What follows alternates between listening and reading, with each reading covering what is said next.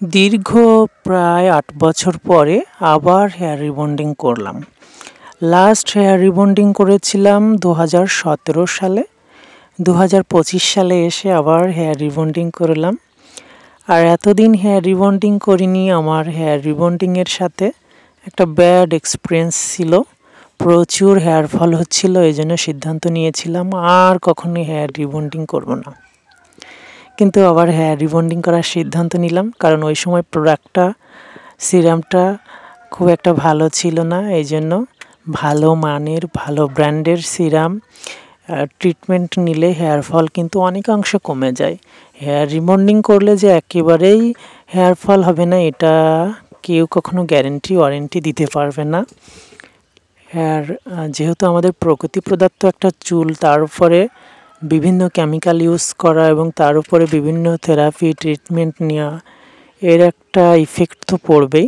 তবে খুব ভালো মানের প্রোডাক্ট সিরাম ইউজ করার ফলে এবং কিছু টেকনিক্যাল এবং কিছু ট্রিটমেন্ট নিলে কিন্তু হেয়ার ফলটা অনেকাংশে কমে যায়। তো সব কিছু ঠিক রেখে, মাথায় রেখে হেয়ার রিবন্ডিং করতে চলে গেলাম।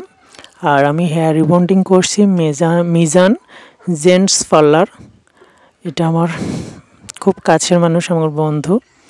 তো ওর কাছে টাইম দেওয়া ছিল বিকাল 3টা, গতকালকেই রিবন্ডিংটা করা। তো যেহেতু আমার কল টাইম ছিল বিকাল 3টায় হাজির হয়ে গেলাম খেয়ে দিয়ে।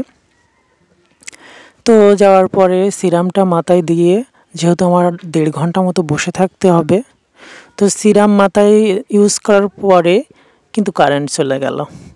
দেন আমাকে 1.5 ঘন্টা বসে থাকতে হবে, সেটা সম্ভব। কিন্তু যদি কারেন্ট না আসে তাহলে কিন্তু প্রবলেম হয়ে যাবে। আর এই মুহূর্তে কিন্তু একটু প্রচুর লোডশেডিং হচ্ছে আমাদের এলাকাতেও, অন্য এলাকাতেও হচ্ছে কিনা জানি না। 2-3 দিন আগে এখানে কিন্তু শিলাবৃষ্টি হয়ে গেল, আকাশে মেঘ করে মাঝে মাঝে বৃষ্টি হচ্ছে, এই কারণে হয়তো লোডশেডিংটা হচ্ছে। তো আমি কিন্তু হেয়ার রিবন্ডিং করতে আমি একাই চলে গিয়েছিলাম 3টার দিকে। সন্ধ্যার সাথে সাথে কুমারেশ চলে আসলো। আর 1.5 ঘন্টা যেহেতু আমাকে সিরাম মেখে বসে থাকতে হয়েছিল, তার ভিতরেই কারেন্ট চলে আসছিল। তো আমি গিয়েছি হচ্ছে বিকাল 3টায়, আর আমার পুরোপুরি হেয়ার ট্রিটমেন্ট এবং রিবন্ডিং করা কমপ্লিট হয়ে গেল প্রায় রাত 8টা বাজে। তো রাত 8টা বাজার আবার কারণ আছে। এর ভিতরে আমরা সন্ধ্যায় একটু নাস্তা করেছি, আড্ডা দিয়েছি, অনেক মজার গল্প গুজব করেই আমার কাজটা করেছি, যেহেতু আমার বন্ধু মানুষ এবং কুমারেশ চলে আসছিল। আর আমরা তো আড্ডাবাজ, আড্ডা দিতে পছন্দ করি। আর আমার এই কাজটা করবে বলেও কিন্তু আর কোনো কাজের অর্ডার নেইনি। তবে এক আঙ্কেল আসছিলেন হেয়ার কাটিং করার জন্য, তো উনিও আমাদের মজার আড্ডাতে অংশগ্রহণ করেছিলেন, অনেক কথা আমরা বলছিলাম। আর এই মুহূর্তে কিন্তু আমার হেয়ার ট্রিটমেন্ট এবং রিবন্ডিংয়ের শেষ পর্যায়ে ছিল। এখানে একটা অয়েলও মেসেজ করছিল। সিরাম লাগানোর ভিডিও ফুটেজ আপনাদেরকে দেখাতে পারিনি, কারণ তখন তো কুমারেশ আসেনি। ভিডিওটা শ্যুট করবে কে, ও এসেই কিন্তু আমার যখন স্ট্রেটনার দিয়ে স্ট্রেট করা হচ্ছিল সেখান থেকে শ্যুট করা শুরু করছে। আর দেখুন কতটা চেঞ্জ এসেছে আমার চুলে। আপনারা জানেন আমার চুল প্রচুর কার্লি, আর কার্লি হেয়ারের যে কী প্রবলেম এটা আপনারা জানেন। আমার কাছে এই প্রবলেম মনে হয়, চিরুনি ঢোকে না চুলের ভিতরে, কি একটা যন্ত্রণায় ছিলাম।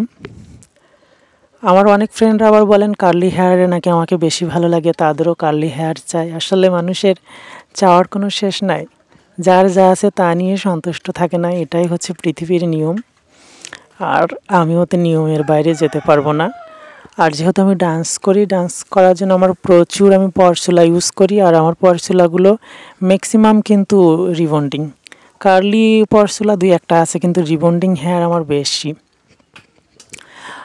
আর যেহেতু আমার রিবন্ডিং হেয়ার ভালো লাগে, তো এই ছিল আমার হেয়ার রিবন্ডিংয়ের ফাইনাল লুক। কেমন লাগলো ভিডিওটি অবশ্যই কমেন্টস করে জানাবেন। সবাইকে টাটা।